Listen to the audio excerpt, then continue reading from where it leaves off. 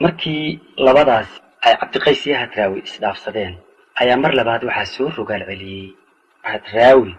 wuxuu tiriyay heestan oo magaceeda la yiraahdo Sidi Qabax wuxuu yiri saaxiibkay Qaysow marka hore salaangu marka xiga sidkaaga iyo waxa aad ku sugan tahay waa inaad nasiisaa marka xiga silsiladii mutidaadii socnayd subciyo dhameeyo solay oo bisleeyo dabadeedna siistee saaxiib ma nabadba sumadeedu waxay tahay roob saaka da'ayba sarka dhaban la yimiyo ana seexan maaye saaxiib ma nabadba sumadeedu waxay tahay heestaydu waa siin sidig weeye dihiino waxa loo sadeexa maray dadka hawsinaato ruuxi sabooli caana hasayde saaxiib ma nabadba heestaydu waa siin waa sooriye xidido saxar laga ilaasho laga sugay bidhiiqo la saluugi maaye saaxiib ma nabadba sumadeedu waxay tahay saxan sax ma rooba seedkeel ma hilibba saka ari ma xoolaa fardhaxaad ma suulba sakaraad ma loolba biyo sare u jeeda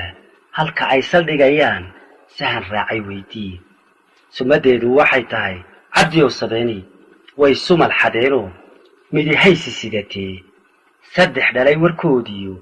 waxay saaka joogaan xogta aan ku siiyo sarta kaaga jeexee saaxiib ma nabadba sumadeedu waxay tahay sheekadu salfududaan ama socodka qaarkii kuma samafalayso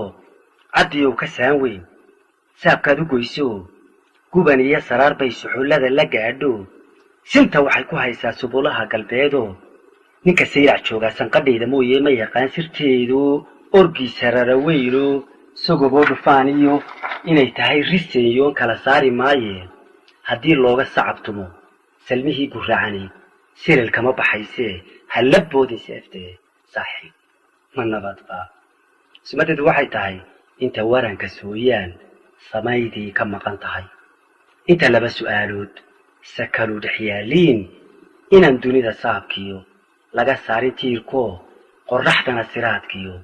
laga sibi nuurkoo la afuufin suurkaan rabbigay ka sugaya sumadeedu waxay tahay ninka ootay seeraha saxarlana ku guursaday haddii uu nin sare yahay aan laga sidqaadayn saadaasha mooyee si kalaan ka yeelaa suuroobi maysee aniguna sidaydaba sodohaa rag kale qabo kuma toobad seegee sumadeedu waxay tahay Sidi Qabax 5 maalmood sahay loogu talagalay sodon laguma gaadhay